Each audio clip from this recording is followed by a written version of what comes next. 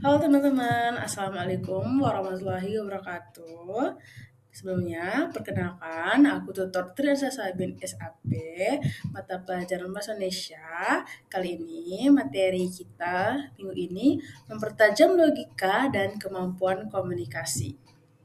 Nah, untuk PT perjalanan semester ganja kita untuk bulan pertama itu ada validitas argumen dan logika. Kemudian di bulan kedua itu ada menulis esai solusi.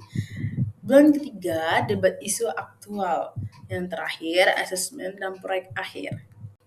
Nah, untuk tujuan pembelajaran kita minggu ini, menilai validitas argumen dalam teks argumentasi dan kesesatan dalam berpikir atau logical fallacy. Dan mengapa itu penting? Bisa teman-teman lihat di gambar di samping ini. Ada kritik membangun dan provokasi kosong. Yang dimana contohnya, Bengkulu sedang berkembang pesat. Isu tentang kota, banjir di Selebar, hingga kebijakan pasar sering memicu perdebatan. Nah, coba teman-teman perhatikan berita ini. Bengkulu kata banjir, pemerintah tidur. Nah, saat membaca judul berita ini, apa yang terlintas di pikiran kalian? Apakah ini judul yang fakta atau hanya opini penulis serta bagaimana kita membuktikannya? Kita sering terjebak emosional hanya membaca judul yang sensasional. Nah, untuk minggu pertama kita membedah anatomi argumen, fakta versus opini. Nah, argumen bukan soal siapa yang suaranya paling keras, tapi siapa alasannya paling kuat. Prinsip berpikir kritis. Nah, ada tiga pilar argumen sehat. Yang pertama itu klaim, pernyataan atau posisi yang ingin Anda sampaikan. Kemudian ada premis, bukti, data, atau fakta yang mendukung klaim tersebut. Kemudian ada reasoning, alasan logis yang menghubungkan bukti dengan klaim tersebut. Nah, yang klaim pernyataan ini adalah kesimpulan yang ingin diterima oleh pendengar. Contoh dari klaim itu suaranya, pemerintah kota harus segera memperbaiki drainase di Simpang Pagar Dewa. Nah, untuk yang kedua itu ada premis, bukti atau data, di mana premis adalah fondasi. Argumen tanpa data ibarat rumah tanpa tiang. Bisa teman-teman lihat juga di gambar ini, itu ada statistiknya, fakta observasi, kemudian ada kesaksian ahli nih. Nah, yang ketiga dari reasoning, penalaran. Fungsi utamanya menjelaskan mengapa bukti premis yang Anda bawa mendukung pernyataan klaim Anda. Contoh penerapannya, karena drainase tersumbat sampah, ini bukti. Nah, air hujan tidak mengalir ke sungai, sehingga menyebabkan banjir di jalan raya. Logikanya, fakta versus opini jangan tertukar.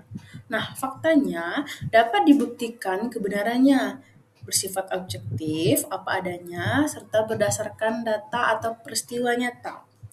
Contohnya, jalan di Kecamatan Selebar tergenang air setinggi 30 cm.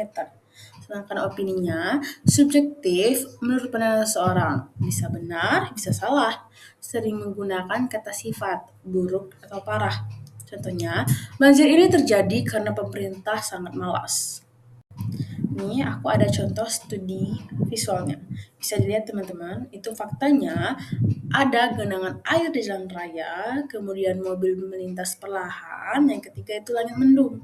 Nah, sedangkan opini ini, kota ini tidak nyaman lagi dihuni, kemudian ini banjir terparah sepanjang sejarah. Nah, untuk aktivitas kita itu ada detektif argumen, yang dimana langkah pertama itu tandai kalimat yang berisi data, seperti angka, tanggal, nama tempat. Nah, langkah kedua, tandai kalimat yang berisi pendapat penulis. Untuk langkah ketiga, nilai apakah pendapat tersebut didukung oleh data yang kuat. Nah, untuk diskusi kita, mengapa hoax itu lebih laku? Fundamentalnya, banyak warga belajar paket C yang aktif di media sosial. Kemudian, mengapa kita sering lebih mudah percaya pada judul berita yang memancing emosi daripada data yang valid? Kemudian, bagaimana cara kita memutus rantai penyebaran informasi palsu di grup WhatsApp keluarga? Nah, untuk rangkuman kita di minggu ini, yang pertama itu ada argumen valid. apa itu tadi, yaitu klaim berserta bukti berserta logika yang nyambung.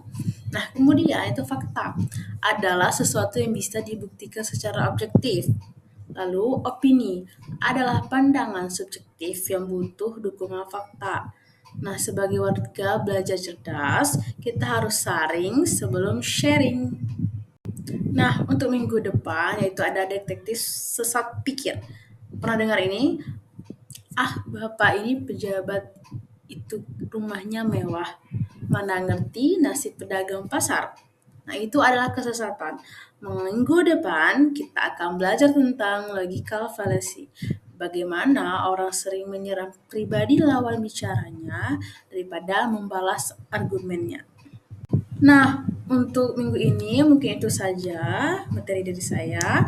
Kalau ada pertanyaan teman-teman, boleh hubungi tutor Terasa Sabin. Sekian, terima kasih. Wassalamualaikum warahmatullahi wabarakatuh.